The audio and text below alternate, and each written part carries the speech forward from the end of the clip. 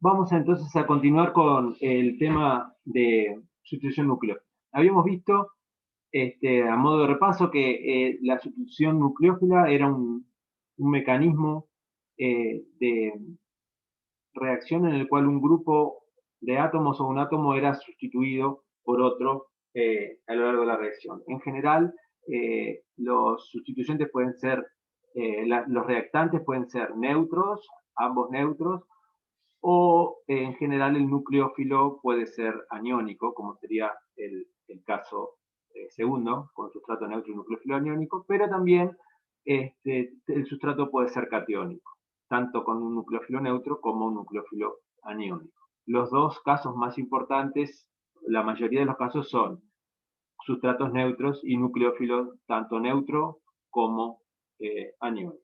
¿Sí? Eso es. Y aquí hemos visto que hay dos mecanismos extremos, llamados SN1 y SN2. Recuerden que esta nomenclatura fue justo y definida por el profesor Ingold, que es el de las reglas de Kahn, Ingold y Prelog, y empezó con sustituciones, el estudio de la sustitución. Entonces es una sustitución nucleofílica porque hay un ataque de uno de los compuestos, tiene un par de electrones que va a atacar a un carbono que es nucleófilo, ¿no? Con una cierta carga positiva, y es de primero o de segundo orden, dependiendo de que solo de la molecularidad de la reacción, o sea, cuántas especies participan en el paso de la reacción. La SN1 tiene una formación de un intermedio carbocatiónico. Un intermedio quiere decir que es un valle en energía, que es lo que está acá, y para llegar a él tiene que pasar entonces por un estado de transición que es un pico alto de energía. Los estados de transición no pueden aislarse porque justo son picos de energía, ¿no? O sea, cualquier cambio pasan a los valles, sea el carbocatión o el reactivo. Y luego también hay otro estado de transición para pasar a productos. Este es un mecanismo SN1 y después tenemos el SN2 en los cuales no hay un intermedio, un intermedio aislable, sino que hay un estado de transición. La reacción es concertada, o sea que la formación de enlace y la ruptura de enlace se dan en el mismo, al tiempo, en el mismo tiempo. O sea, no, no se rompe un enlace y luego empieza a formar otro, sino que la formación y el proceso de formación y el proceso de ruptura de los enlaces se da en el mismo tiempo. Eso no quiere decir que ocurran a la misma proporción. Si ocurren a la misma proporción se llama sincrónico. Y si no ocurren a la misma proporción es asincrónico. Pero ambos tipos, sincrónicos y asincrónicos, son procesos concertados. ¿Sí? En el estado de transición de la SN2, el grupo saliente todavía no terminó de irse y el grupo entrante todavía no terminó de formar el enlace.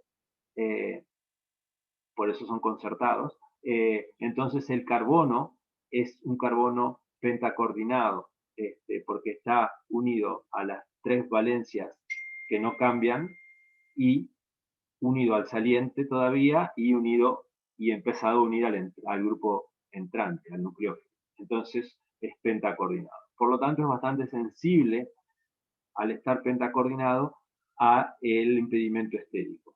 Y la SN2 es más sensible que la SN1 al impedimento estérico, porque justo el estado de transición es pentacoordinado y es un estado muy aglomerado, vamos a decir así.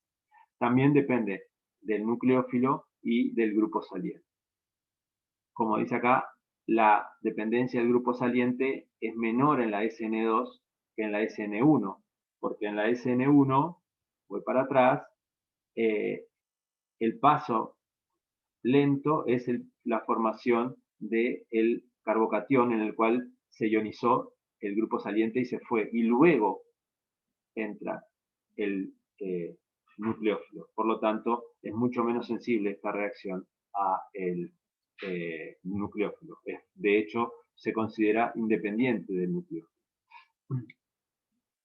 Bien, También habíamos visto que la SN2 se da para sustratos primarios y con buenos nucleófilos para desplazar el saliente, y la SN1 se da para sustratos terciarios y con nucleófilos pobres, o sea que sustratos en los cuales la estabilización de un carbocatión es importante, por ejemplo, por efectos inductivos dadores de los grupos alquilo, por lo tanto, o resonantes también, de otros grupos. Entonces, los sustratos más ramificados son los que mejor estabilizan al carbocatión. Como es una ionización, está favorecida por disolventes ionizantes. Cuando el nucleófilo es el disolvente, las reacciones se llaman solvólisis, y que las comunes son hidrólisis, cuando son en agua, metanólisis en metanol, etanólisis en etanol, o acetólisis en ácido acético. Esas son, como quien dice, las más comunes. Esos son los mecanismos intermedios. Habíamos visto que en la SN2 hay inversión de la configuración, y en la SN1 puede haber, como si fuera un carbocatión que es plano, puede haber racemización completa. En general hay situaciones que pueden ser intermedias en la SN1, y ahora vamos a ver. Bueno, entonces acá habíamos llegado. No, habíamos llegado aquí. El problema que se empezó a ver en la década a mediados del siglo XX fue que hay una cierta insuficiencia teórica. Esto quiere decir que los datos experimentales no se adecuan perfectamente a la teoría que existe. Entonces, evidentemente, hay que cambiar la teoría de alguna manera, porque los datos experimentales no se pueden cambiar. Y eso es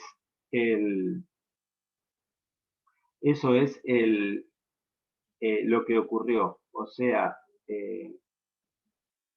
teníamos que había algunos hechos experimentales, específicamente la distribución de productos, la estereoquímica y la cinética, que no estaban de acuerdo con los mecanismos SN1 o SN2. Por ejemplo, el que habíamos visto en la distribución de productos. Si ustedes tienen la solvólisis de un halogenuro de terbutilo o una sal de sulfonio, para hacer el mecanismo de, como es un terciario, terbutilo, el mecanismo es una ionización, es una SN1, para formar un carbocatión muy estabilizado, el carbocatión terbutilo. Este carbocatión puede ser atacado en la solvólisis por los disolventes, ¿no?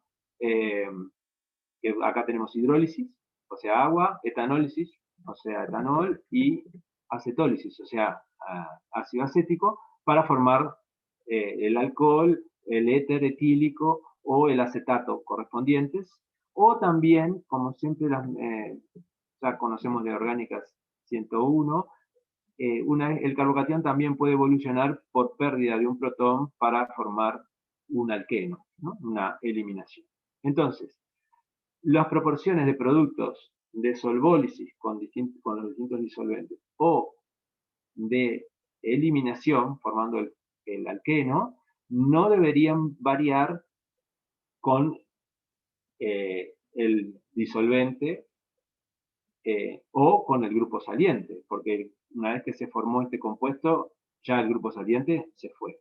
Pero evidentemente no es el caso, y acá tenemos la tabla en el cual con distintos grupos salientes hay distintos porcentajes de eliminación o sustitución. En agua, que es un disolvente muy ionizante, hay una pequeña diferencia. Pero, por ejemplo, en disolventes menos ionizantes, etanol, fíjense que hay una diferencia entre 44% y 18%, más del doble, pasa de cloruro a cuando el saliente es cloruro o cuando es dimetilsulfuro, y en ácido acético, que es menos ionizante todavía, hay una diferencia como de 7 veces. Entonces esto no está explicado por un mecanismo SN1 o SN2, porque si depende del grupo saliente y del poder ionizante, el poder ionizante puede explicar la estabilidad del carbocatión, pero si depende del grupo saliente, no puede ser explicado. O sea, tiene que haber algo que interaccione el grupo saliente con el carbocatión para poder explicar que hay una diferencia de productos en función del grupo salino. ¿Sí? Eso es lo que hay, como dice acá, no hay iones libres, sino que hay una interacción con el saliente. Sería un par iónico. ¿Sí? Esto también se vio en el próximo, la estereoquímica que habíamos visto, si se hace unas condiciones de SN1, o sea, solvólisis de unos ésteres aromáticos, que son unos buenos grupos salientes, por ejemplo, un paranitrobenzoato, esto es un buen saliente y formaría entonces un carbocatión en condiciones de solvólisis. Pero también se vio que aparte de solvolizar el carbocatión, o sea, ser atacado por el disolvente, también se puede retomar, o sea, volver a formarse el compuesto de partida, el paranitrobenzoato. Pero se ve que si está marcado el oxígeno del carbonilo, lo que se obtiene otra vez como producto de partida no es el mismo. Se obtiene a veces el producto con el oxígeno marcado donde estaba originalmente y a veces también, o sea, una mezcla con productos con el oxígeno marcado en el oxígeno de la parte etanólica, alquílica. Entonces eso quiere decir que se forma el carbocatión, pero que después también vuelve, o sea que el anión, el grupo saliente, el paranitrobenzoato, vuelve y puede volver, como está en una resonancia, puede formarse el enlace con el carbocatión por el oxígeno marcado, dando esta opción, o por el oxígeno sin marcar, dando esta opción. ¿No? Entonces, esta evidencia experimental es compatible con la existencia de un par iónico, o sea, que estén asociados los dos iones que reaccionen también a distintas velocidades, dando reacciones con el disolvente o otra vez entre sí. ¿Sí? Esto se llama una especie de retorno del grupo saliente, o sea, va y vuelve. ¿Sí?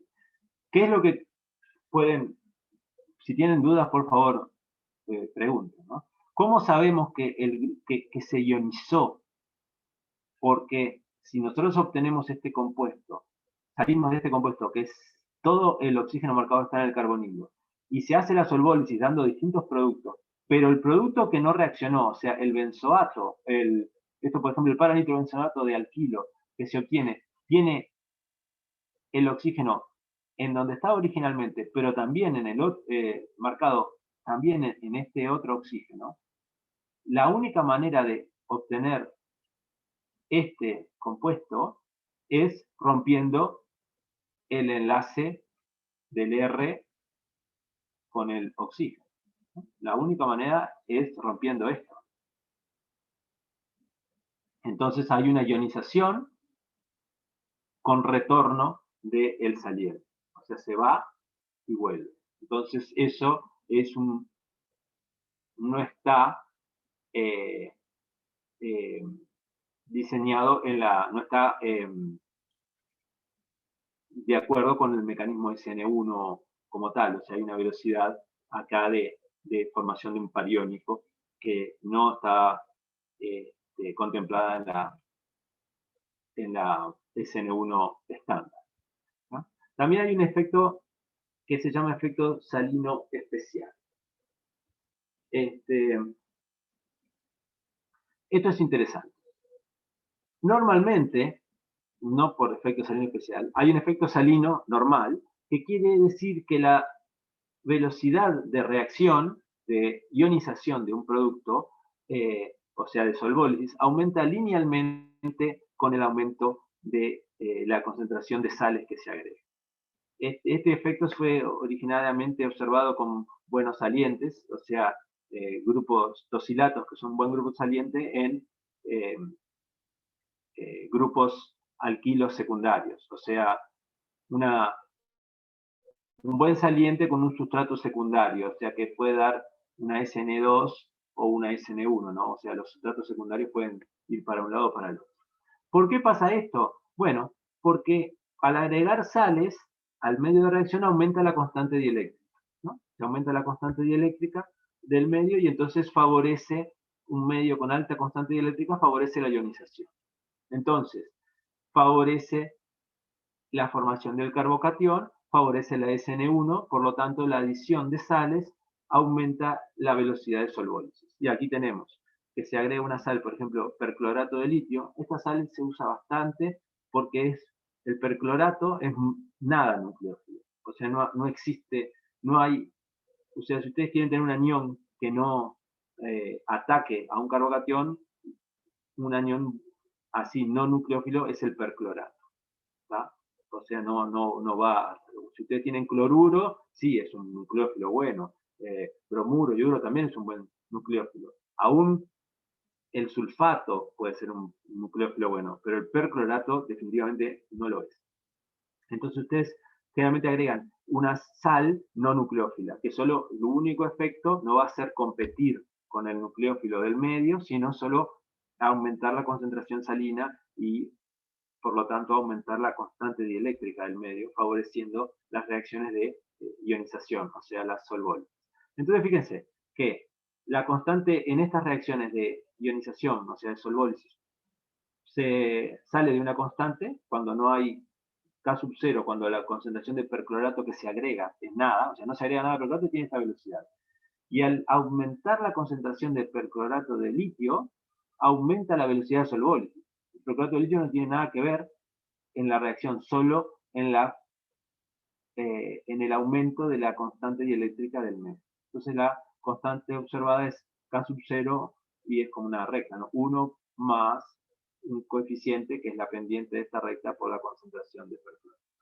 Esto se llama efecto salino normal y siempre se observa en las reacciones que involucran un mecanismo SN1. Ahora bien, en el efecto salino especial tenemos que en lugar de salir y ser la velocidad observada ser linealmente dependiente de la concentración del perclorato, hay una pequeña parte al principio, que está en verde, que sube rápidamente desde el valor K sub 0 hasta un punto en el cual luego el aumento de la concentración de perclorato hace que aumente linealmente. Entonces el efecto salino especial es la parte justamente que no es lineal en la recta de la constante observada de reacción en función de la concentración de la sal.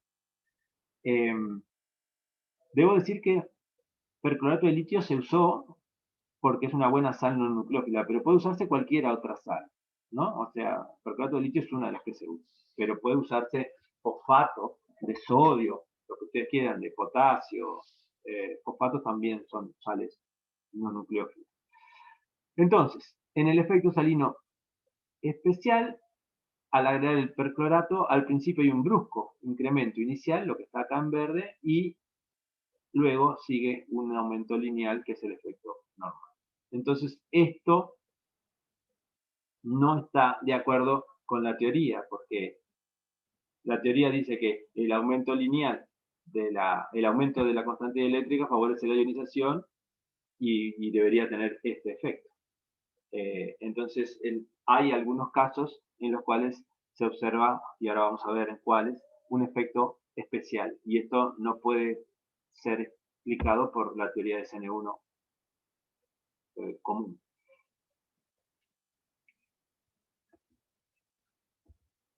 Entonces, para tener en cuenta todos estos problemas o estas evidencias experimentales que no están de acuerdo con la teoría, se postuló por Saul Winstein, aquí está en el Journal de la American Chemical Society del 56 y después más adelante llegó hasta el 85. Saul Winstein fue realmente el investigador que trabajó más en la teoría de los pares iónicos. Y entonces se postuló un mecanismo por pares iónicos, diciendo que hay toda una zona frontera entre los casos límites. O sea que hay un espectro continuo de distintos mecanismos, desde el caso límite SN1, en el cual hay ionización primero y luego ataque del nucleófilo, a el caso SN2, en el cual la ionización, o sea, la salida del saliente ocurre en forma concertada con la entrada del núcleo. Entonces, no hay dos mecanismos, sino que hay un continuo de mecanismos distintos en los cuales SN1 y SN2 son los límites, son los extremos del espectro de mecanismos. Entonces, fíjense que él pone que hay un grupo saliente, un RX, se ioniza para formar el par iónico.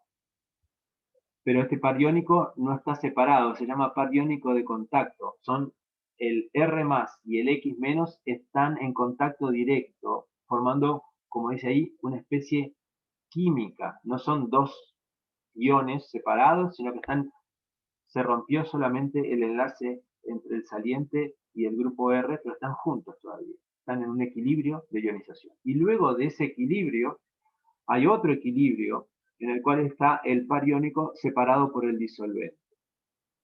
O sea, el disolvente puede meterse entre el catión y el anión y separarlos, y se pone así con dos barritas, dos líneas paralelas verticales. Entonces, ahí logra ponerse el disolvente. Evidentemente, el disolvente va a tener más o menos posibilidad de separar las cargas si es un disolvente con alta constante dieléctrica en el cual permite separar cargas, ¿no? Porque si el disolvente es hexano, por ejemplo, no hay manera que se meta para separar esas dos cargas, ¿no? O sea, pero bueno, esto ocurre par iónico separado por disolvente, y luego acá ya está separado, pero luego ocurre en equilibrio la disociación, en el cual los iones quedan libres en el medio, solvatados cada uno por separado, ¿sí?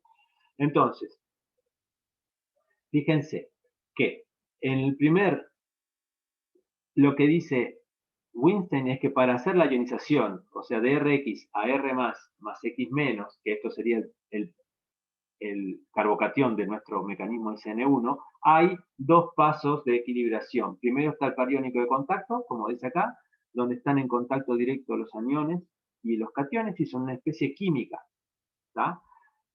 Por separado. Luego están separados por el disolvente, los iones siguen atraídos por la carga, pero hay una molécula de disolvente entre ellos, ¿tá? Y luego hay muchas moléculas de disolvente, entre ellos está cada uno solvatado por separado, son iones libres. Sí, iones separados sin atracción de carga ya entre ellos, porque ya están solvatados. En cada una de estas opciones, en par iónico por separado por disolvente, o iones libres, puede darse el ataque por el nucleófilo y dar lugar a distintas eh, situaciones, ¿no? Por ejemplo, si el par iónico de contacto es atacado con el nucleófilo, ahí solo puede atacar por el lado de atrás, porque el par iónico está pegado. Entonces solo el nucleófilo solo puede atacar por atrás de donde está el grupo saliente y se da una inversión, ¿no? Está blindada la cara frontal. Si el par iónico, está separado por disolvente, puede reaccionar por el nucleófilo. Y bueno, y acá tenemos que hay inversión o racemización, porque fíjense que el nucleófilo puede atacarlo solo por atrás. Pero si el nucleófilo es el disolvente, estamos en una reacción de solvólisis, el disolvente está también acá adentro, es el que está adelante. Entonces puede atacarlo por adelante o puede atacarlo también por atrás. Entonces hay un ataque posible por ambas caras, hay inversión o racemización. Y la tercera posibilidad, si el ataque se da cuando están por iones libres, ya que están separados, o sea que el R+, el carbocatión, no conoce, vamos a decir, al saliente, ya se le fue, el ataque va a ser por cualquiera de los dos lados con la misma probabilidad, o sea que va a haber una racemización, ¿sí? Una solvatación simétrica del R+, y el ataque del nucleófilo va a venir con la misma probabilidad por cualquiera de los dos lados, entonces va a haber racemización. Entonces tenemos que, aún en la ionización, tenemos opciones de inversión, cuando el ataque es en el par iónico de contacto, inversión o racemización, cuando está separado por disolvente, o racemización pura, cuando están totalmente libres. Esto es entonces tres distintas situaciones o posibilidades que van a depender de cómo se den estos equilibrios y también de el nucleófilo, porque si el nucleófilo es muy bueno, va a tratar de atacar antes, y si el nucleófilo es malo, va a tardar, un nucleófilo pobre va a tardar en atacar. Entonces, como dice aquí, el nucleófilo puede reaccionar en cualquier etapa, dependiendo de la reactividad del nucleófilo. También del disolvente, porque la parte de estabilización de la ionización es importante, del grupo saliente, cuán bueno es el saliente, y de la estabilidad, obviamente, del carbocación. Esto es lo que todos los factores que tienen efecto en una, o sea, todos los factores que afectan a las reacciones de sustitución, ¿no? La reactividad del nucleófilo, del grupo saliente, la estabilidad del carbocatión y el disolvente. Eso es lo que tenemos.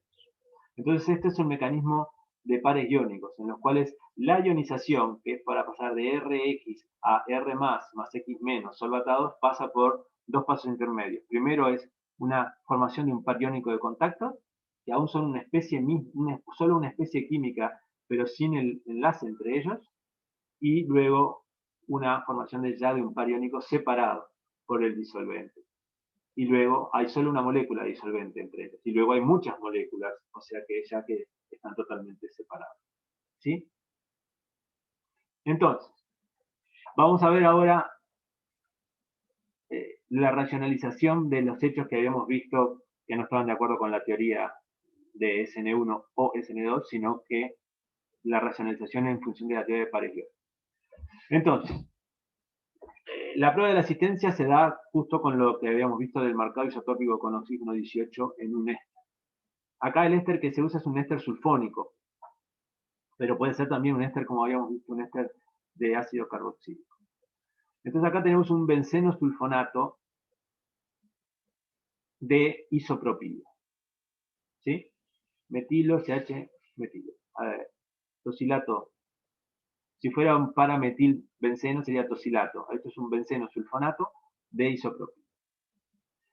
Entonces, fíjense que si se hace el ataque, la solvólisis con ácido trifluoracético y un poco de trifluoracetato de sodio. Trifluoracético es un ácido más fuerte que el acético, evidentemente, se va a solvolizar para formar el trifluoro acetato de isopropilo. Entonces se forma trifluoracetato de isopropilo con una constante de velocidad de 36 por 10 a la menos 4 segundos a la menos 1. Y también se encuentra como producto el trifluoracetato, pero cuando uno mira el reactivo, encuentra que el reactivo también tiene una isomerización del marcado, que en lugar de estar sobre el doble enlace azufre-oxígeno, también se encuentra en el enlace azufre-oxígeno en simple. Entonces esta es una velocidad de con 8 por 10 a la menos 4, una velocidad más o menos del 20%, porque el 10% de 36 sería 3,6, el 20 sería 7,2, acá está en 8. O sea que es una fracción parecida al 20%, es una fracción de 18%. Y fíjense que esta velocidad, que es 18% de esta, nos da que hay un retorno, como quien dice, o sea que hay una ionización, acá estamos, está el RX, X es todo el sulfonato, y se separa, y nada más, se rompe el enlace y después se junta. Entonces cuando se rompe y se junta, como este enlace puede formarse por este mismo oxígeno o por este oxígeno, hay una mezcla del marcado, vamos a decir, que antes estaba solamente en el doble enlace con el oxígeno y ahora ahí está en el enlace simple. También hay enlace doble con el oxígeno, cuidado, ¿no? Lo que se obtiene es un reactivo que tiene el marcado acá, como estaba originariamente, y también marcado en este oxígeno, ¿no? Entonces, lo que dice aquí es, en el producto no solvolizado, o sea, en el que no reaccionó, de hecho sí se reaccionó pasando a esta ionización y volviendo para atrás. Hay un equilibrio, ¿sí? Se encuentra una equilibración del marcado con una velocidad del 18% de la velocidad de solvólisis, que es la velocidad de formación del trifluoroacetato. O sea que esto indica que hay un retorno que tiene como mínimo esa velocidad, ¿no? La velocidad de formación del compuesto con el marcado en otro oxígeno. Esto se llama retorno interno, ¿sí? O sea, cuando se rompe el enlace, este enlace, y otra vez se forma, ¿tá? Eso es la velocidad de retorno.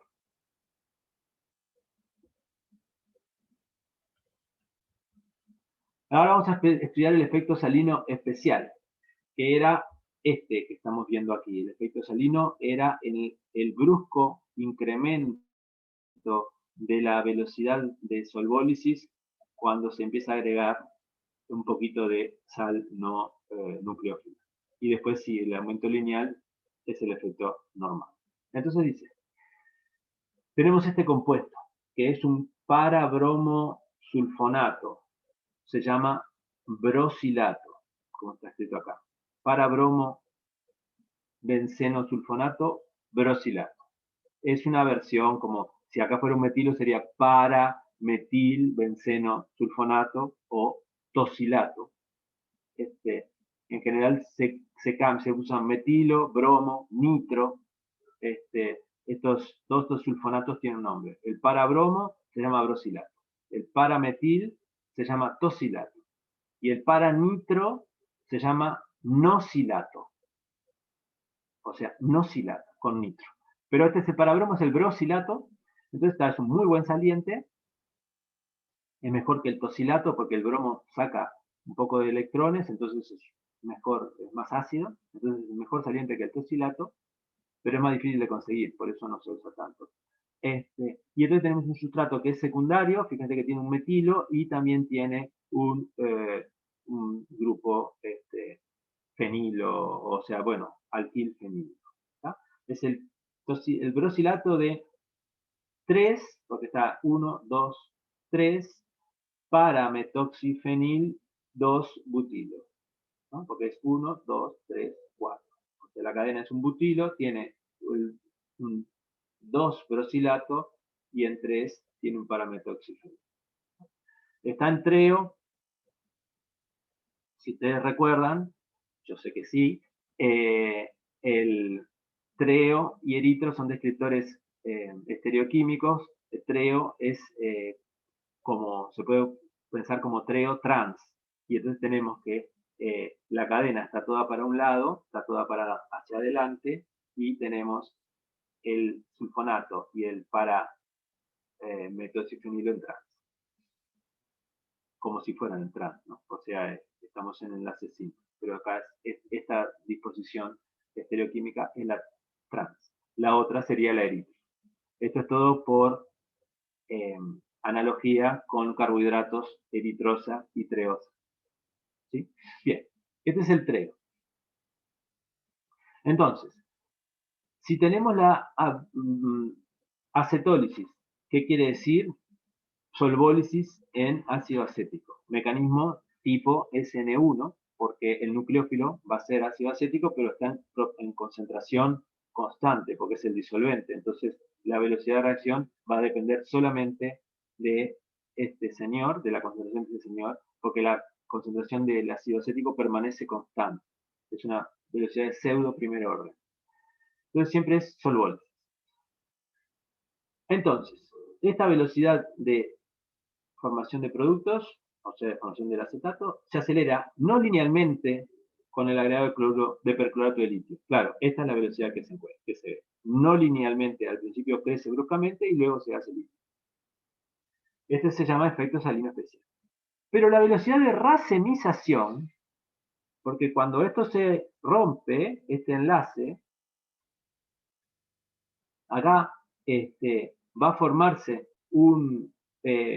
puede atacar el sulfonato, tal vez por el lado de atrás, en lugar de por el mismo lado, este es un efecto, una cosa medio complicada, después lo vamos a ver, pero hay una racemización, que quiere decir que en este compuesto, que es un treo, si se rompe este enlace, va a formarse un ion fenómeno, el anillo aromático va a atacar acá y va a formar un intermedio simétrico, y ahí se racemiza. Entonces, esa velocidad de racemización, que solo depende de la ruptura de este enlace, carbono-oxígeno, no muestra un efecto salino especial, solo muestra el efecto salino normal. Y esta es la velocidad, perdón, que se me fue. Esta es la velocidad de racemización, que tiene otro valor, es más rápida, empieza en 8 cuando no hay perclorato de litio, mientras que la otra empezaba en 2, es 4 veces más rápida la racemización, y siempre es lineal, no depende de la, no tiene efecto salino especial, o sea que solo depende de la constante dieléctrica del medio. Cuanto más perclorato, más constante dieléctrica, más fácil ionizar, y entonces aumenta la vez, pero aumenta linealmente. Este es el efecto. Entonces, esto nos dice que hay distintas, que la racemización solo depende de la formación de esta ruptura del par iónico de contacto, tiene una velocidad distinta que la solvólisis, que no depende solo de la ruptura, sino que depende de que se forme un par iónico separado por disolvente, por lo menos, o un ion libre. Entonces, tenemos que cada par iónico es afectado en forma distinta por el aumento de perclorato de litio. Uno no tiene efecto salino especial y el otro sí tiene un efecto salino especial. Entonces, se explica por qué. Por el cambio de la constante dieléctrica. Siempre al aumentar el perclorato de litio, acá tenemos la ecuación, la gráfica, una en 2 y otra empieza en 8, siempre al aumentar la concentración del perclorato de litio aumenta la constante dieléctrica. ¿tá? Entonces eso favorece la ionización. Pero además, como hay un efecto distinto en las velocidades, hay distintos tipos de pares iónicos. Entonces, hay un efecto salino especial, que es este, cuando el par iónico está por lo menos separado por disolvente o totalmente separado. Ahí cuando ya está separado por disolvente, ya no puede haber un retorno interno del brosilato a el R, porque hay un disolvente que no lo deja venir. Y si va a reaccionar, como es una solvólisis, el R más reaccionará con el disolvente. Entonces, acá ya no hay retorno. Para haber racemización, tiene que haber retorno. O sea, tiene que haber el R más se racemiza, el R más se racemiza y el brosilato vuelve. Entonces, como el cloruro y el perclorato no es nucleófilo, no puede formar, fíjense cuando hay una cosa que está formando el R, que está separado por el disolvente, el perclorato acá no puede, o sea, puede separarse, puede cambiarse por el brosilato y formar esto, pero esto no va a formar un R, un perclorato, porque el perclorato no es nucleófilo. Entonces, ¿por qué afecta el perclorato distinto la reacción de racemización, que solo va acá, con la reacción de solvólisis, que solo va acá? Porque hay un efecto de perclorato de que pueda formarse aquí, que no puede hacer nada acá. Entonces dice, la racemización y la velocidad de intercambio ocurren a través de pares iónicos de contacto, ¿sí? O sea, que no son sensibles al efecto salino especial. ¿Por qué? Porque esta separación no depende de la constante dieléctrica, porque se separa y enseguida se vuelve. Lo que hace un disolvente con mayor o menor constante dieléctrica es poder meterse entre el más y el menos. Cuanto mayor constante eléctrica, más fácil para el disolvente es meterse aquí porque puede separar las cargas. Pero para racemizar, que es solo este efecto, o para intercambiar, como vimos, de vuelta voy para atrás, o para intercambiar, equilibrar el marcado isotópico, ahí solo se requiere este par. Entonces ahí que haya más o menos constante dieléctrica o más o menos perclorato no hay. Entonces la velocidad de racemización no tiene efecto salino especial, tiene efecto solo salino. Y la velocidad sí, de solvólisis sí tiene un efecto salino especial. ¿Está? Como acá les dije, el caso, ustedes tienen que creerme, después lo vemos, que la racemización no depende, solo queda en este par, porque la racemización ocurre, como mencioné, a través de un ion fenonio que ataca aquí. Entonces es muy, solo se racemiza, no necesita, solo para racemizar necesita romperse este enlace y nada más, no necesita nada de disolvente. Entonces, no requiere, esta racemización depende de esto y la solvólisis depende de esto. Y entonces tienen distinta respuesta o son afectados de manera distinta por la presencia del ion perclorato. Sí. Bien. Entonces, volviendo a lo que ya habíamos visto, el curso estereoquímico, porque eso es una cosa que importa bastante en las reacciones que estamos mirando. Tenemos la ionización del Rx pasando al R más X menos, pero en el medio pasa por par iónico de contacto. En el par iónico de contacto no puede atacar nadie por adelante, solo puede atacar por atrás, entonces hay inversión, ya sea por el disolvente, SO es el disolvente, formando, o por un nucleófilo. Siempre hay inversión. Si el ataque se da en el par iónico separado por disolvente, tenemos que no puede atacar por adelante, solo puede atacar por atrás. Entonces en el nucleófilo solo hay inversión. Pero si es el disolvente sí puede atacar por adelante porque se está metido acá, entonces sí también puede atacar. O por atrás, entonces hay SOR o ROS. O sea, inversión o retención con disolvente, solo inversión con núcleo. Y si estamos en los pares ya, no pares, sino en los iones libres, hay racemización. Tanto el disolvente SOR o ROS como el nucleófilo. NUR o RNU. O sea, puede atacar racemizando cuando están a nivel de pares, a nivel de iones libres. Entonces, interesante artículo de 1964 dice que tenemos acá, fíjense, este es un para-nitrobenzoato, ¿no? Un C6H4 es un benceno con nitro, en general siempre son para-nitro. Entonces, para-nitrobenzoato de un sustrato secundario, es el para-clorofenil fenilmetano. De hecho, metilo. Es el para-nitrobenzoato de este para-clorofenilmetilo.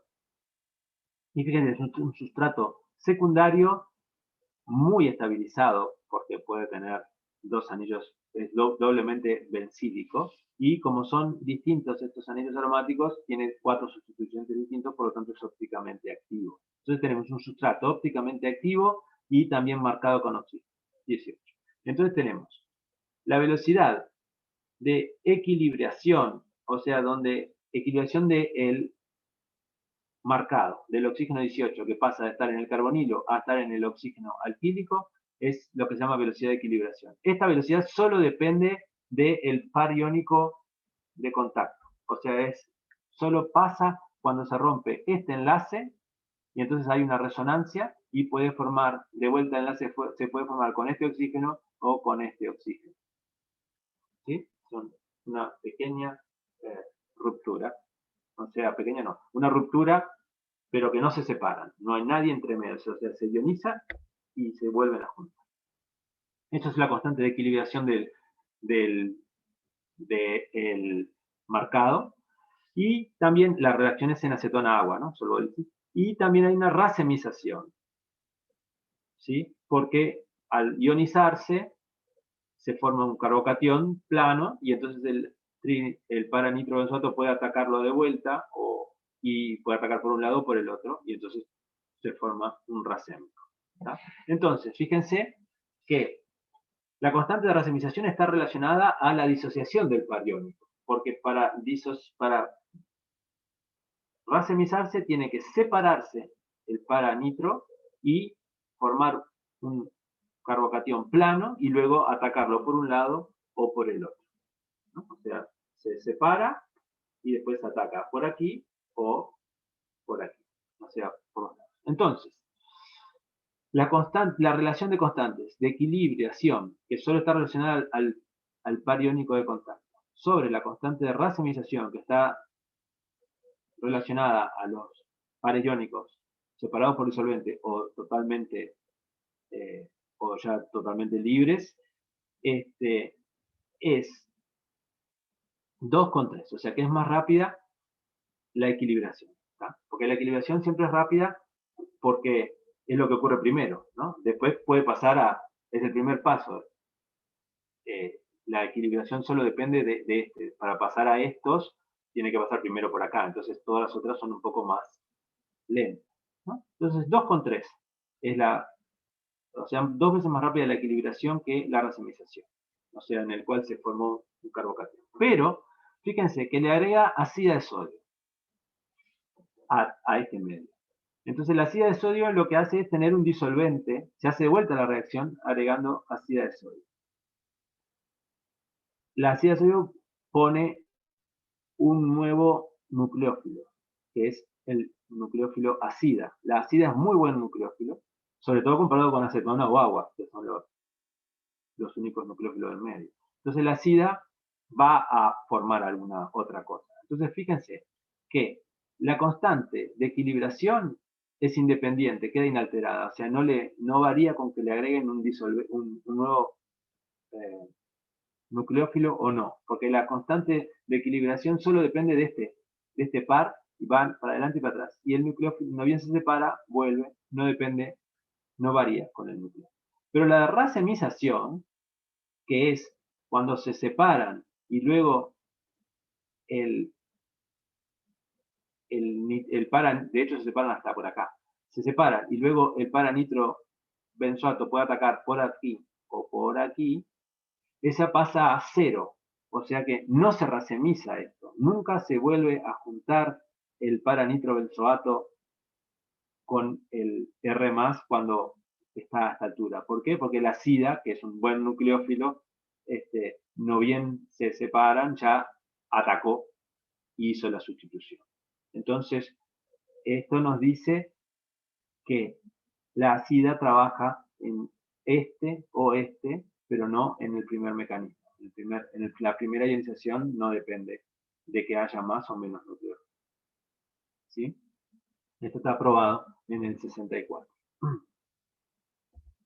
Entonces, nos da que el mecanismo real de sustitución cuando se forman pares iónicos es como una repetición. En lugar de tener solo un carbocatión y luego pasar a productos, hay distintos. De hecho, el carbocatión es el final. El mecanismo por pares iónicos hace que el estado de transición, en lugar de pasar directamente al carbocatión, pase primero al par iónico separado, al par iónico de contacto, luego una pequeña energía de activación para pasar al par iónico separado por disolvente, la cual está acá, una molécula de disolvente separa el catión del anión, y luego muchas moléculas de disolventes entran, o sea, están separados los cationes y los aniones, o sea, el carbocatión queda solvatado y luego sigue por aquí, ¿no? Entonces, este sería el diagrama de reacción de una sustitución con mecanismos por pares iónicos. Normalmente ocurre esto, puede ser más o menos juntos esos, porque si puede haber mucha facilidad para ionizar, todos estos valles se juntan, se hacen bien chiquititos, ¿no? Y entonces queda como si fuera el mecanismo límite de SN1. Pero este es el mecanismo, el diagrama de una reacción de sustitución nucleofílica monomolecular con formación de pares iónicos. ¿Sí? Ahí. Entonces, tenemos que hay distintos diagramas de energía dependiendo de cómo se formen los mecanismos, de cómo ocurra la sustitución.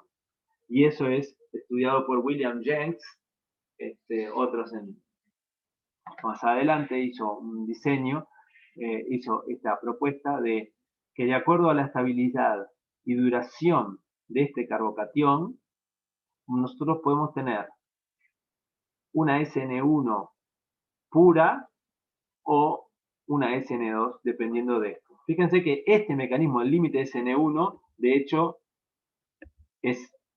puede hacerse así, ¿no? Con distintos pares. Pero siempre hay una ionización, más o menos solvatada.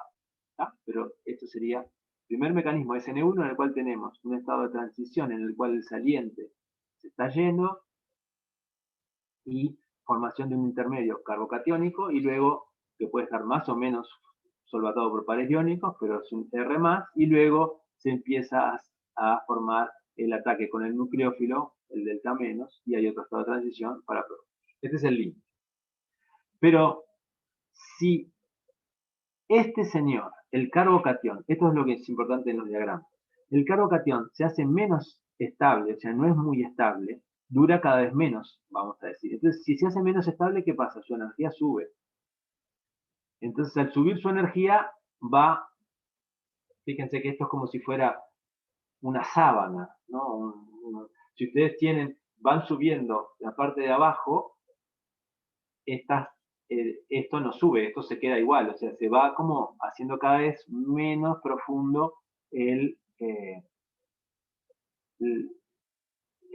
agujero que queda acá, el hoyo, ¿no? Acá, y entonces va quedándose más o menos así, el carbocatión va subiendo de energía y va subiendo acá, y entonces no hay un valle de energía, sino se va haciendo cada vez menos hueco, ¿no? Entonces tenemos este pasaje, por ejemplo, seguimos teniendo el X menos y el R más, o sea, el X empieza a ionizar, se sigue ionizando este estado de transición, pero acá el carbocatión cada vez es más chiquito, y entonces tenemos un punto en el cual también empieza a aparecer el nucleófilo. Entonces tenemos un R con un delta más, el saliente del delta menos, y el nucleófilo también con el delta menos. Esto se llama un estado desacoplado, parecido a una SN2, porque acá no hay un intermedio que se pueda ver,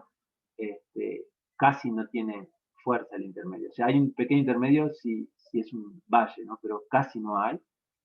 Y si se sigue aumentando para el otro lado, o sea, si el nucleófilo sigue interviniendo más, tenemos un paso acoplado directamente, en el cual esto subió completamente y está acá, en el mismo paso. Entonces acá tenemos un paso en el cual tenemos el R+, el R con un delta más, el saliente con el delta menos y el nucleófilo con el delta menos. Este es un paso acoplado que se llama una SN2, y el límite de la SN2 es el mismo, vamos a decir así, pero también en el límite de la SN2 el R puede también tener un delta menos. Tengo una duda. En Sí, el paso acoplado, ¿es una SN2 no concertada? ¿Puede ser una SN2 no concertada? no, las SN2 siempre son concertadas, porque llamarlo concertado solo quiere decir Si que, es sincrónica o asincrónica el sí, acoplado. la sincronicidad, o sea, que puede depender de cuál sea la proporción de formación del enlace. De hecho, la sincronicidad pura es en el SN2, puro, que dice que lo mismo que se forma es igual a lo que se rompe.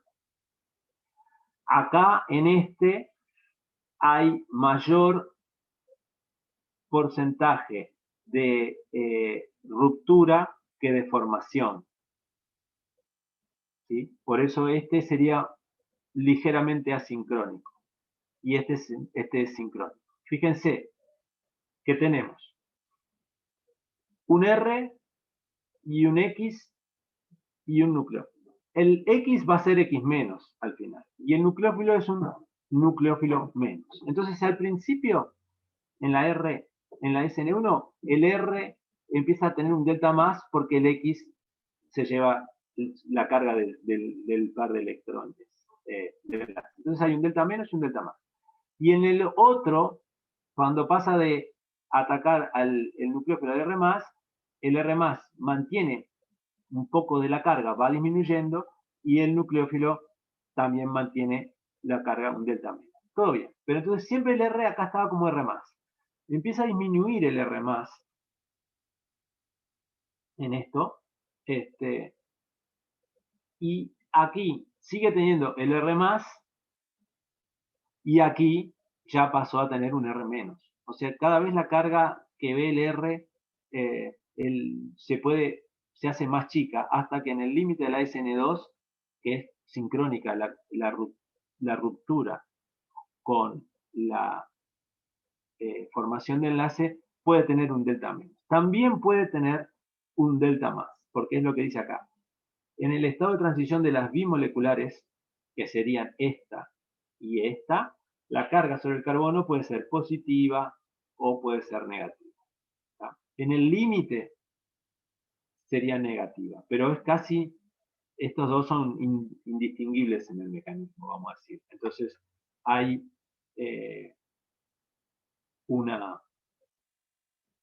estos dos son casi iguales, pero es cierto que en este no es tan sincrónica como en este. Entonces, en el espectro, en el continuo de mecanismos, en las abscisas se escribe según la estabilidad y la vida potencial del carbocatión. Acá, al principio, hay gran estabilidad del carbocatión, existe, acá el carbocatión casi no existe, y acá no hay carbocationes. Acá ya no hay, porque el carbocatión es una especie, es un intermedio, y acá no hay intermedios, acá hay estados de transición. Entonces, acá existe el carbocatión. Acá casi existe, pero casi ya no existe. No es un intermedio. Y acá no hay intermedio. O sea, acá no hay carbocatión y acá tampoco hay carbocatión. Pero acá tiene el R un cierto delta más y puede llegar a tener hasta un delta menos. O sea, no existe para nada un carbocatión. ¿Sí? Eso es lo que dice Jenks, que son los distintos mecanismos de sustitución. Una pregunta, Gustavo. Sí. Lo de Sí. los pares iónicos, en esto, ¿dónde Solo está acá. Solo en Los pares iónicos están acá. Ah. Sí, este con R+, de hecho, podría verse como este. Porque este R+, de acá, es este. Claro. O sea, hay primeros pasos acá. ¿Tá? Cuando sube el R+, también suben todos los otros, o sea, todos los otros intermedios. Porque fíjense que estos son todos intermedios. Totalmente ionizado, pariónico con disolvente y pariónico de contacto. Entonces, estos todos, si va aumentando la energía de se hace menos estable este carbocatión, estos también y estos también. Estarían todos acá. Bien. Entonces, una manera como fácil de ver estas transiciones entre distintos mecanismos, porque esta transición no es que haya 4 mecanismos, ¿entienden? O sea, hay uno que va aumentando esto para arriba, hay distintos tipos de mecanismos que pueden ocurrir. Entonces, para verlo acá, se hace interesante ver un diagrama de energía de Moore O'Farrell, que era un estudiante en el Reino Unido que hizo estos diagramas. Entonces, lo que hizo fue, ustedes dicen, miren, vamos a poner en un plano tipo especie de un cuadrado, los reactivos y los reactantes, vamos a decir. Y luego hay un tercer eje, que es el eje el eje que saldría hacia afuera de la transparencia, donde está la energía.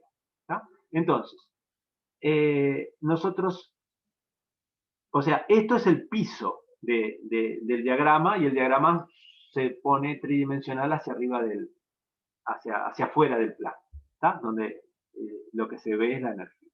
Pero tenemos, las puntas del cuadrado son el sustituyente, el reactivo con el grupo X y el nucleófilo totalmente separado. Eso está en una punta. En la otra punta, abajo, tenemos el carbocatión puro, el X saliente por separado y el nucleófilo también por separado, o sea, sin formar el enlace. ¿Tá? Entonces esto sería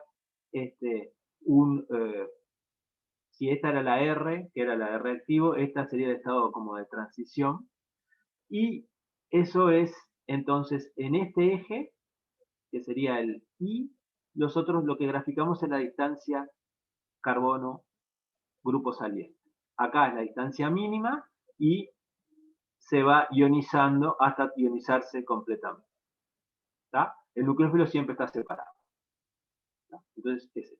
Y luego, en el eje X, lo que hacemos es la distancia a el nucleófilo del carbono. Porque si en el eje Y pusimos la distancia al saliente, acá ponemos la distancia al núcleo. Y tenemos,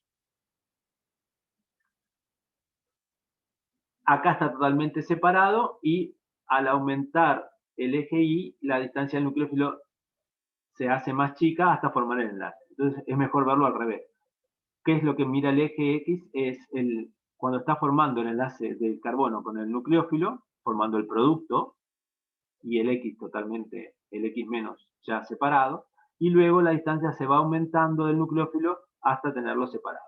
Entonces tenemos en R el carbono con el grupo, con el saliente sin tocar, y el nucleófilo separado. Aumentamos la distancia con el saliente hasta ionizar, manteniendo el nucleófilo separado por el eje Y, o si no, y luego acá acortamos la distancia con el nucleófilo hasta formar el enlace con el nucleófilo y dejábamos el X separado. ¿Tá? Para completar el cuadradito, esto es al revés, o sea, esto es, tenemos el enlace con el nucleófilo y acá disminuye la distancia con el eje X, con el X, para formar un carbono negativo, vamos a decir, ¿no? Porque tiene el nucleófilo acá. ¿Tá? Entonces, esto sería el Q. Esto nunca existe como tal. Entonces tenemos que las reacciones van a pasar por dependiendo de la ruptura de cada enlace del carbono saliente o la formación con el carbono nucleófilo, van a tener distinto trazado en este diagrama bidimensional. ¿Tá? Entonces, como dice acá, el camino de menor energía entre reactivos y productos, entre R y P, se determina la coordenada de reacción, o sea, el mínimo de energía, que va a estar en el eje Z, podríamos decir. Entonces, el diagrama puede permitir solo verse en dos dimensiones, o sea, lo que estamos mirando acá, mirando la coordenada de reacción. ¿Tá? Si hacemos un diagrama de contorno, tiene el tercer eje y da la energía. Y ahí es como poner una sábana, vamos a decir, que ponga el contorno de energía. Bien, pero lo bueno que tienen es que dice acá, permiten explicar todos los resultados experimentales en un mismo diagrama. O sea, nos dice cómo va pasando de un mecanismo a otro en la sustitución. Y también, como dice, permiten visualizar los efectos del cambio de estabilidad, poder ionizante en los estados de transición. Fíjense, si nosotros estamos buscando un mecanismo SN1, el mecanismo SN1 va a ser casi el puro por las aristas del cuadradito, porque tenemos que lo único que hay sin variar el nucleófilo, porque el nucleófilo no interviene, lo único que va a pasar en la reacción va a ser alargarse la distancia en el saliente hasta formar la ionización, que sería hasta acá, y luego que está ionizado se va a atacar el nucleófilo y va a disminuir la distancia entre el carbocatión y el núcleo filo hasta formar el enlace. Entonces, estaríamos en la curva roja con un, ¿sí? Hay pares iónicos intermedios, entonces nunca la curva es como un ángulo recto, ¿no? O sea, siempre es un poco como redondeada. Esta sería una SN1 con un intermedio aquí. Mientras que en el mecanismo SN2 hay algo concertado, o sea, se rompe este enlace, pero también se forma entonces va más o menos por la diagonal hasta llegar a el producto. Y bueno, esta transición es el estado de mayor energía, ¿no? Aquí, ¿sí? Acá en la SN1 es un intermedio, es de energía, es un intermedio de menor energía, ¿sí? Entonces, estos son los diagramas de Moro-Ferrer, que están buenos porque nos permite saber que si la curva, el mecanismo real se va hacia esta punta es tipo más SN1 y si se va más hacia la diagonal es más SN2. Una SN2 pura es la diagonal.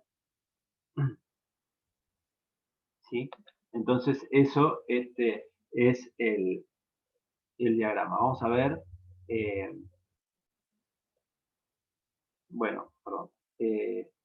Está bueno el diagrama y se puede, está bastante bien tratado en el capítulo 4 que está puesto en el aula virtual. Sirven para tener alguna idea. Ahora en el aula, en el capítulo 4 está como el diagrama de contorno, que está bueno para poder verlo. Entonces, fíjense, vamos a mirar los mecanismos que le llaman frontera o mecanismos intermedios. Le dicen frontera, pero no son los extremos, son los intermedios, los mecanismos frontera. Tenemos un para...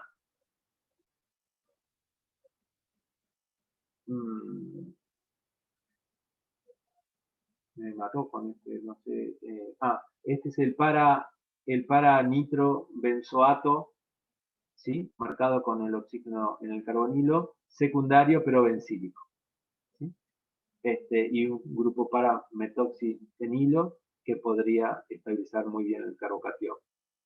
Entonces, fíjense, si lo hacemos la reacción en acetona-agua, 7,3, o lo hacemos en trifluoroetanol y agua, 1 a 1. Acá esto es más polar, porque hay más agua, hay 50% de agua y trifluoroetanol, que es bastante polar, y acá hay acetona y agua solo un 30%. Entonces dice, fíjense, si se hace la reacción con acetona-agua, hay mezclado de isótopos, o sea, hay equilibración, el oxígeno marcado pasa a ser del carbonilo y también en el oxígeno, y hay retención de la retención parcial de la configuración en este carbono, o sea que hay una buena, hay una formación de pares iónicos, ¿sí? Porque hay una retención parcial, o sea que no se va completamente el paranitrobenzoato para la reacción. Mientras que si se hace en un disolvente más polar, se forma un carbocatión completamente libre, o sea, en el mecanismo pasarían a ser iones libres y entonces hay racemización completa. Y entonces eso nos dice que no hay formación de par iónico, o sea que se separa. ¿Por qué pasa eso? ¿Por qué hay racemización completa? Porque se forma el carbocatión. Y eso es porque el disolvente es más polar y entonces permite separar los pares iónicos. Entonces esto es lo que dice, los disolventes con alto poder ionizante disminuyen la influencia de los pares iónicos. ¿Qué quiere decir eso? Que cuanto más alto el poder ionizante del disolvente, más fácil va a ser que se separen los iones, o sea que no vaya a los pares iónicos no influyan en el mecanismo, sino que vaya a estar, la reacción va a transcurrir por un mecanismo de iones libres. ¿Sí? Otra cosa que es interesante y esto sí que es novedoso a mi juicio, es que pueden darse mecanismos, dos mecanismos operando a la vez. O sea, el mecanismo intermedio, un mecanismo frontera puede darse junto con otro mecanismo, o sea, muy parecidos, ¿no? Pero pueden darse como dos a la vez. Entonces, miren esto primero y después vemos cómo es. Esto se determina usando un nucleófilo que sea eficiente atrapando carbocationes, ¿no? Entonces, para ver si hay un carbocatión, o sea, cuando hay separación completa de pares iónicos, hay un reactivo que lo agarra. Y esto es el nucleófilo. El nucleófilo, un buen nucleófilo, como sabemos, es azufre. Entonces, se usa el propanotiol. ¿Sí? En lugar de propanol, es propanotiol. ¿Está? Tres carbonos y un SH, un gran núcleo.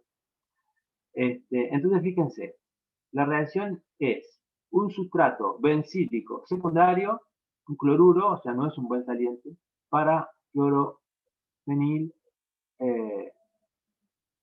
y bueno, un metilo al carbocatión, al sustrato secundario. ¿Está? Entonces, un halogenuro, un cloruro de alquilo. Entonces se hace la reacción con ácido de sodio, que es un buen nucleófilo, no tanto como el propanotiol, 0,08 molar, en trifluoroetanol agua 9A1. Una mezcla polar. Y lo que se hace es, se mira la velocidad de solvólisis, ¿sí? Que este es un carbocatión, se puede solvolizar porque el cloruro es un saliente no muy malo, o sea, es un buen saliente, no tan bueno como otros, pero es un buen saliente. El sustrato es secundario y bencílico, o sea que puede ionizar, y entonces esto en presencia de ácida, que es un buen nucleófilo, pero bastante poca concentración, y una mezcla de fluoroetanol-agua, tenemos que puede formarse al ionizar, entrar el agua y formar el alcohol, puede entrar el trifluoroetanol y formar el éter de trifluoretilo y todo esto, o si se le agrega el propanotiol entre 0 y 20%, puede formar, si no se le agrega 0, el sulfuro, el sulfuro de propilo y todo eso. Entonces serían los tres productos que se pueden formar. Y como tenemos ácida de sodio, también puede formar la ácida. Entonces tenemos 1, 2, 3, 4 productos que se pueden formar. ¿Sí?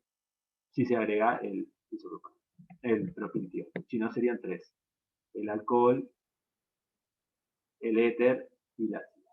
Ahora bien, lo que se obtiene es esto. En función del agregado del nucleófilo rápido, de un buen nucleófilo, sin agregado nucleófilo de ese, tenemos que se forma la ácida, se forma y se forman ¿cómo se llama? El ataque del disolvente, sea agua o sea trifluoretano. Pero al agregar el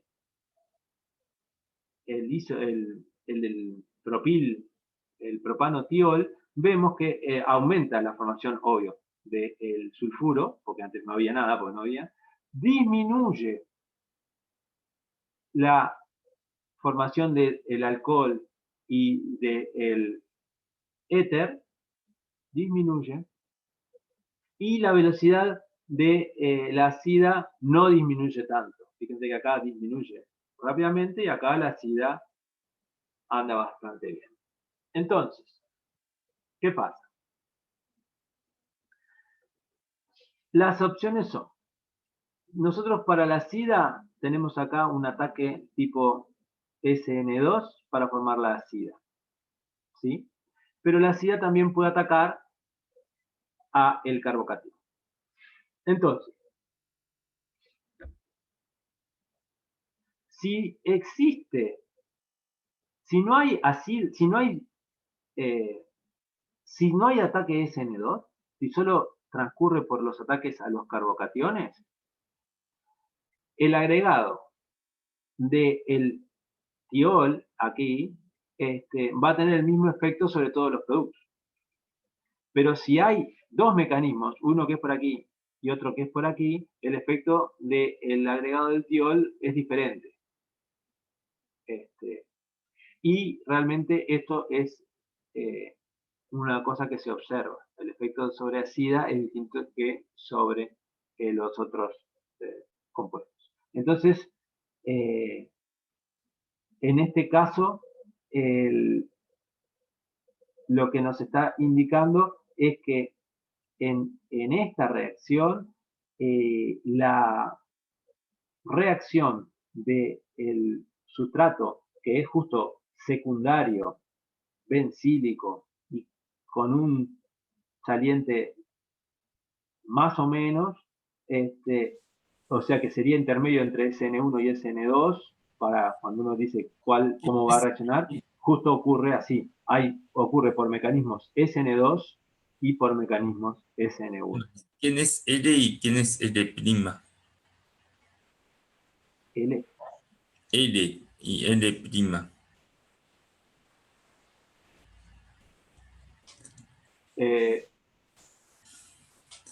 No hay, acá estos son las velocidades de formación del alcohol, del éter, perdón, y esta es la velocidad de formación del alcohol. No sé si es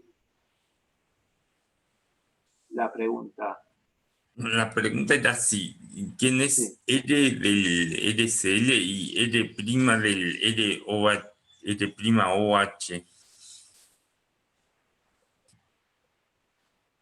Pero no hay A. Acá hay R o H. El R es todo el sustrato, acá es RCl, o sea, el R es todo el grupo menos el cloruro. Entonces, cuando se forma el carbocatión, cuando ataca el agua se forma el ROH. Cuando ataca el trifluoroetanol se forma el éter trifluoroetílico. Entonces se llamaría ROR'. Y si ataca el propanotiol se forma el sulfuro, RS-tropilo. Sí, ahora entendí. Entonces, en estos sustratos en los cuales no hay una cosa definida, si ustedes dicen este sustrato secundario bencílico podría ser un SN1 porque es secundario y bencílico, pero el saliente no es demasiado bueno, entonces no es fácil para ionizar, entonces podría con un buen nucleófilo dar una SN2 y uno no se decide a qué es tal cual. Hay hasta dos mecanismos andando a la vez, o sea, hay mecanismos SN2 y mecanismos SN1 andando en forma simultánea, que es interesante, para decirlo de alguna manera. Bien. Y acá esto era que está bueno, esto es viejísimo, ¿no? La visualización del mecanismo SN1, que eso es muy simple. Primero ionización. Lo que me quería mostrar de acá, justo, esto es que acá está estabilizado el carbocatión por hiperconjugación. Vieron que es un carbocatión terbutílico y está mencionada la hiperconjugación que se logra con un carbono-hidrógeno, ¿no? Que puede ser una especie de, bueno, una hiperconjugación, ¿no? Esto por eso la estabilidad de todos los grupos alquilos para los carbocationes. No solo por efecto inductivo, sino también puede ser como una hiperconjugación. Y bueno, esto es, después que ataca el metanol, esto es muy fácil.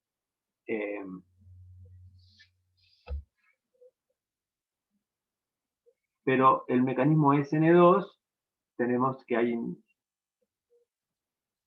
el ataque, cuando queda azul es el estado de transición en el cual, fíjense que los R forman todo un plano, los tres sustituyentes del carbocatión, y queda el estado de transición que está azul pentacoordinado. ¿no? Con los 3 R's, el nucleófilo y el X. Ahí. Y ahora, ahí. Eso es. Pero hay después un artículo en el 2008, publicado en Science, en el cual esta misma reacción, que es un cloruro atacando al yoduro de metilo para dar cloruro de metilo y se le va el yoduro, que tiene, es muy gracioso, fíjense, acá está atacando el cloruro al yoduro de metilo y bueno, y se va el mecanismo. Estos están hechos en fase gas, ¿no? Esta es una visualización hecha, estudiada, cómo puede atacar. Fíjense que siempre ataca, es más rápido el cloro que el yodo, porque el yodo es más lento porque es más grande, y ataca con inversión 100%, un mecanismo SN2, como Dios manda, vamos a decir. Pero este mecanismo en fase gaseosa, este es el que fue detectado en el 2008, fíjense cómo es. Ataca el cloruro y no lo desplazan a la vez, sino que le hace dar toda una vuelta y recién después se va. Esto fue estudiado con varias técnicas espectroscópicas para ver, y este es el modelado resultante. Es muy interesante porque el efecto es una inversión pura, pero es un mecanismo SN2 estándar que que ocurre de esta manera en fase gaseosa, ¿no? O sea, hay un movimiento mucho más fácil de la molécula que le permite hacer esto. En fase acuosa no se pudo detectar.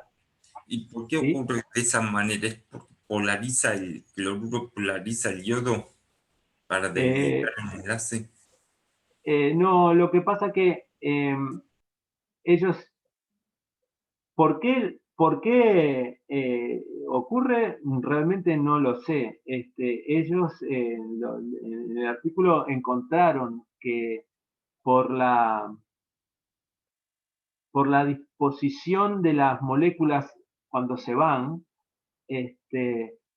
por los ángulos de salida y de ataque, que podía podía plantearse este tipo de mecanismo.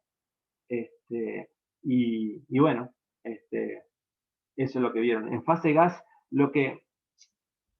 no sé por qué se da, la evidencia es de esto. Fíjense que acá hay una entrada de cloro con velocidad y tarda bastante el yodo en irse.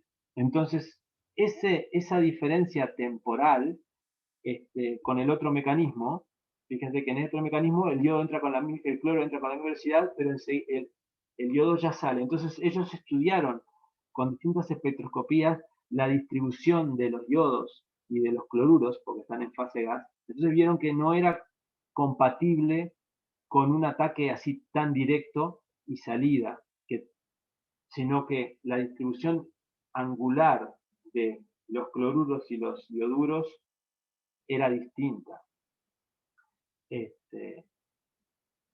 O sea, fue una cosa medio complicada, vamos a decir, ¿no? Yo no lo encontraron porque había esa diferencia en la distribución angular, aun cuando el efecto, si ustedes lo ven, sigue siendo el mismo, o sea, el yodo se va como opuesto al ataque del cloruro, pero tarda más en salir. Entonces, calculando en fase gas las velocidades del cloro y del yodo, estaban como distintos.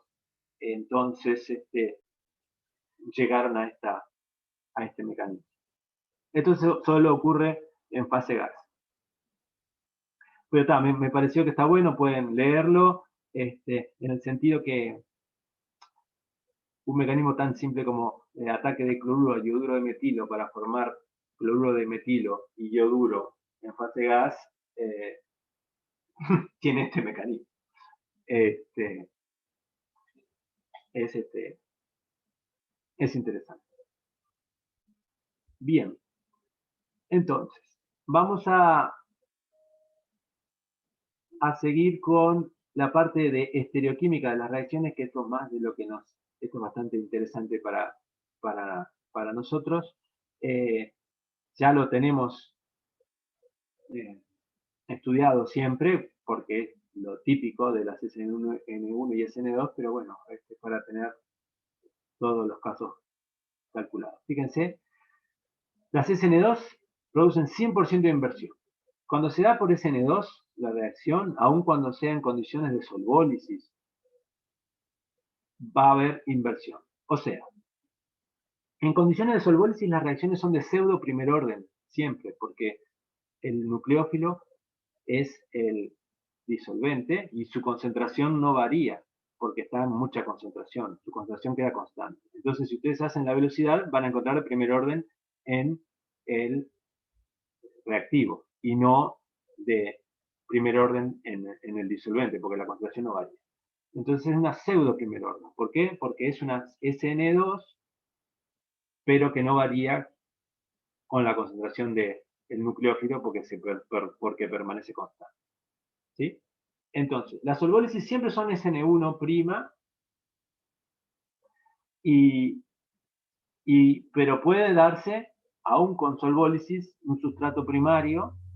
Si ustedes le ponen, yo qué sé, sustrato primario y le hacen una acetólisis para que lo ataque el ácido acético, va a ser una SN2, no va a ser una SN1, ¿no? O sea, va a darse con SN2. Entonces, aún en la solvólisis no indica que el mecanismo sea SN1, ¿tá? La velocidad es como una SN1 porque es pseudo primer orden, pero puede ocurrir por un mecanismo SN2. ¿Sí?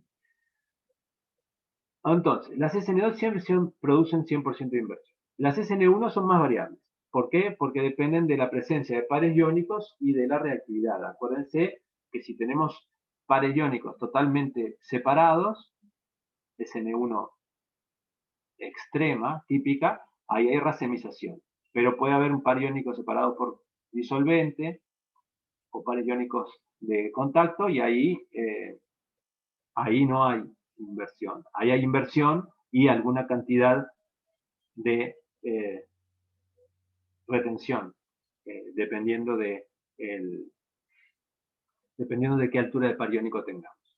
¿Ah? Y estos serían como eso, mecanismos frontera, que son entonces mecanismos de estereoquímica totalmente variados. Por ejemplo, acá están las referencias a los 7 casos, son las distintas referencias. Son viejas porque es cuando la gente se dedicaba a estudiar esto, ¿no? Ahora ya no se estudia, porque ya está la evidencia.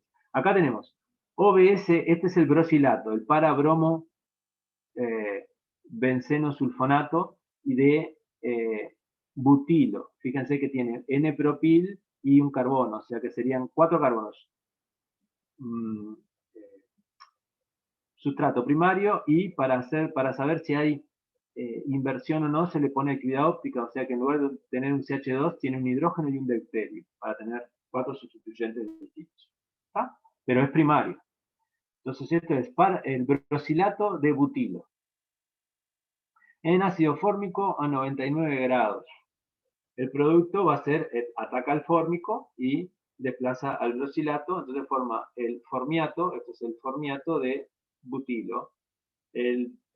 Como este carbono era quiral porque tenía 4 sustituyentes distintos, hidrógeno, deuterio, propilo y acá el brosilato, se puede estudiar la inversión y se invierte con la inversión.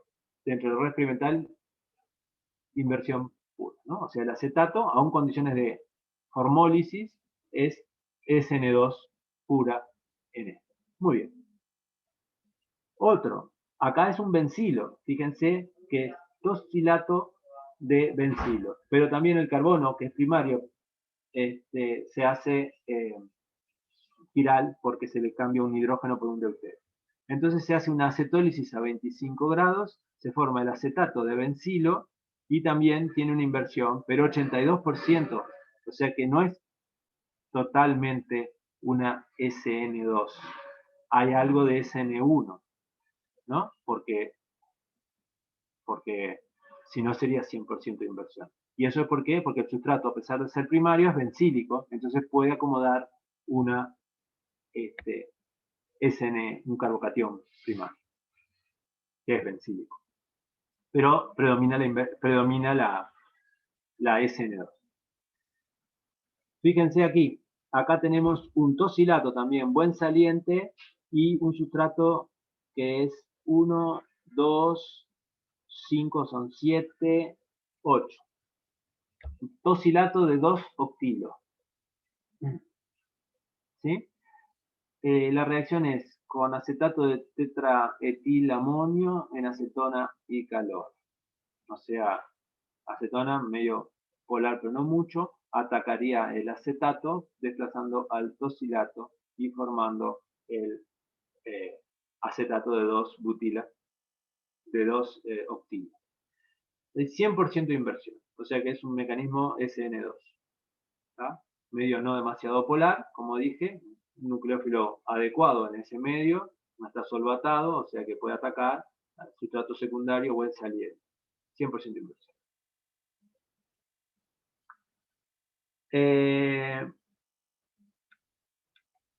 Acá otro paso, el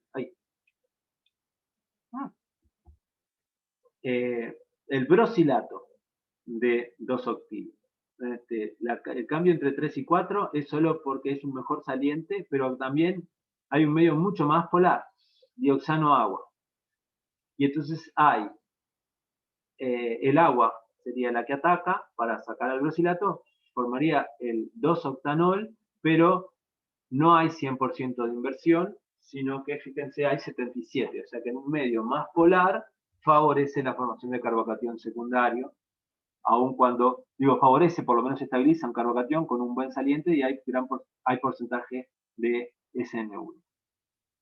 Con el brosilato, igual que aquí, igual dioxano agua, pero también si le agrega ácida de sodio, tenemos que nos da el alcohol dado por el agua y un 78% de la ácida. ¿Sí? Y fíjense qué interesante, al agregarle la ácida, actúa como, le da rapidez a la reacción y invierte la ácida, pero también hay inversión en el alcohol. O sea que la ácida ataca, como es un buen nucleófilo, no le da tiempo, vamos a decir, a ionizarse, sino que la ácida ataca. ¿Entienden eso? Por eso hay mucho más ácida, pero aún la formación del alcohol, que era igual que en el paso anterior, acá se da con 100% de inversión. O sea que el disolvente acá también atacaría sin ionizarlo por el lado de atrás. ¿Sí? Otro ejemplo, para nitrobenzoato. Buen saliente, acá tenemos un sustrato que es terciario. Tiene fenilo, metilo y etilo. ¿Tá? O sea que sería bencílico por esta parte y encima es terciario, con un metilo y un etilo, un buen saliente, ácido acético, perdón, acetato como nucleófilo, acetato de potasio en acético. 23 grados, se forma el acetato y bueno, hay 5% de inversión más o menos, o sea, 100% de racemización. Claro, esto es un sustrato en un terciario, bencílico, buen saliente, medio ionizante, se le pone un poco más de acetato para ver si el acetato puede competir, pero no, se ioniza completamente y así se racemiza. Y el mismo sustrato con ácida de sodio en metanol, ahora es un nucleófilo mucho más fuerte, entonces el producto va a ser la ácida o el producto de solvólisis y tenemos una inversión de 56%, o sea, bastante bien en la ácida y 14% en el metanol. Acá no hay tanta inversión, acá hay bastante racemización, o sea que se solvató por el metanol una vez que entra para separar los iones, también ataca con retención por el mismo lado, por eso la inversión es muy pequeña. Hay mayoría de racemización. Pero la ácida no, la ácida puede atacar con inversión. ¿Tá? Entonces, fíjense, como dice acá, vamos a mirar lo que recién vimos, el pasaje de 4 a 5 es solo un pasaje de la SIDA, y bueno, el ataque se postula que el dioxano reacciona con el par iónico, acá, para dar un ion oxonio, el cual reacciona posteriormente con agua para dar el alcohol, con retención, por eso hay una racemización parcial, y si hay ácida, el dioxano no puede competir para solvatar el par iónico y todo el alcohol proviene del mecanismo de inversión. Eso es lo que dice acá. Ahora déjame ir para atrás. Sí, está bien. Entonces lo que se postula es que tenemos el brosilato, se pasa a el par iónico aquí y tenemos que con el agua ataca para formar el alcohol con inversión. Pero si entra el dioxano para atacar, formando este complejo, el dioxonio, que dice el ion oxonio, si ataca luego, porque ahora este sigue siendo un buen saliente, ataca otra vez el agua, ataca con retención, porque ataca por el lado derecho, ¿no? Donde está el brosilato. Entonces hay retención del agua. Entonces, retención más inversión es racemización. Por eso, cuando ataca el agua, acá hay un 77% de inversión pura y un poco de racemización producido por el ataque del dioxano y el agua. Y si hay ácida, solo la ácida ataca por aquí atrás, dando inversión. ¿Sí? Esto es lo que dice el sustrato. Entonces, esto es lo que nos dice que nunca se llegaba, aún en el caso 4, a ver una formación de pares iónicos separados. ¿Entienden? O sea, porque si hubiera pares iónicos separados,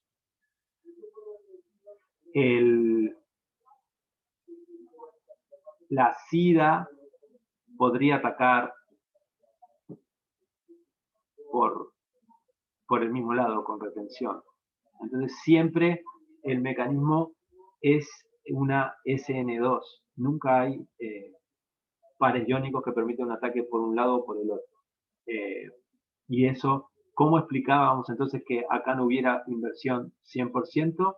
Porque el que atacaba era el dioxano y luego atacaba el agua. Entonces el resultado neto del ataque del primero dioxano con inversión y luego agua con inversión era retención.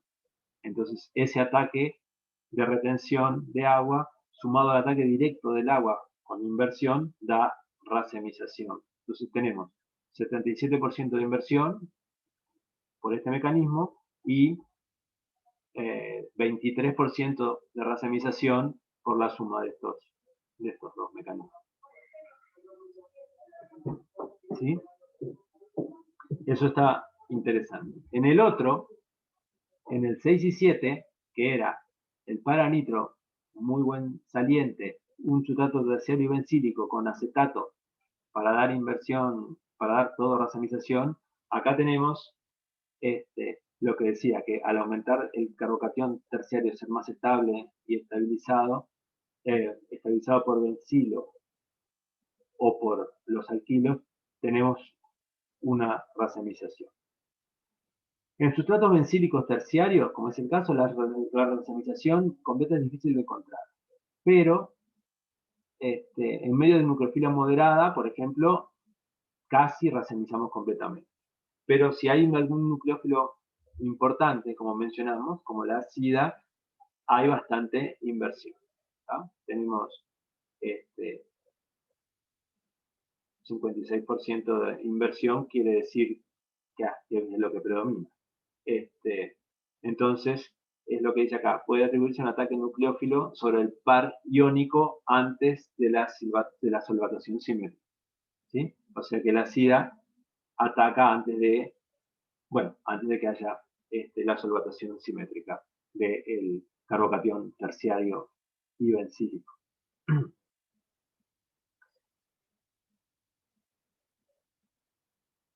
Y esto nos da que, por ejemplo, capaz que con el metanol, como el metanol es el propio disolvente, esta inversión acá hay ataque por atrás, por inversión, o ataque por el lado adelante, con retención que sería producido en la etapa de bariónico separado por disolvente, porque ahí sí puede atacar el disolvente con retención y da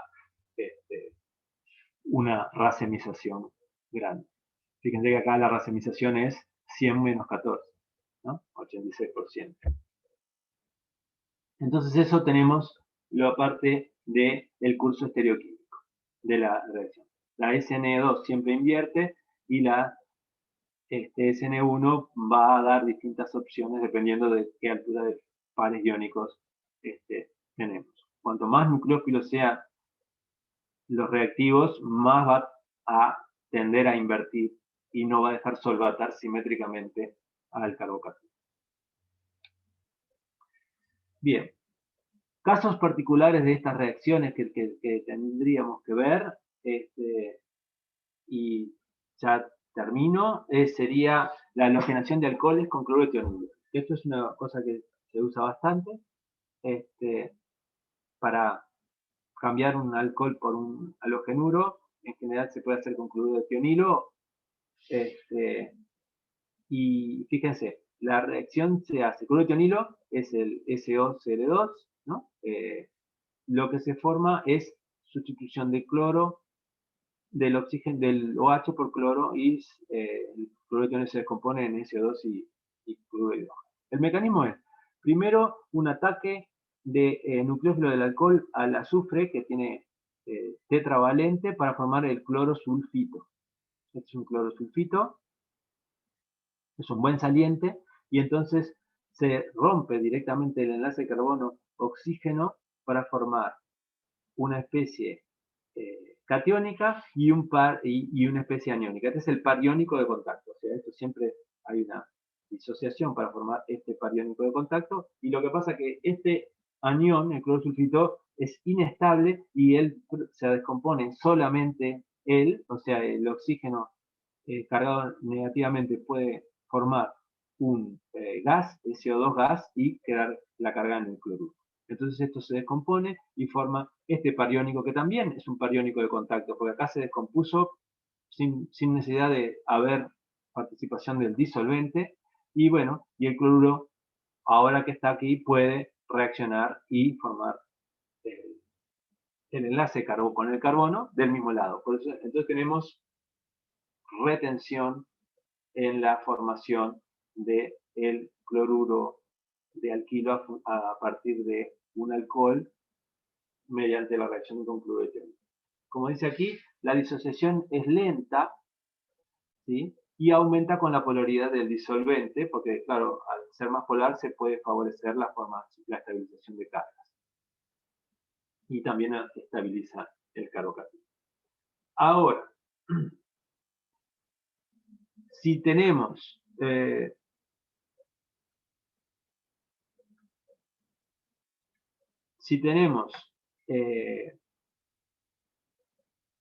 la reacción que se hace en piridina, la reacción justo es distinta, porque en la formación de piridina, lo que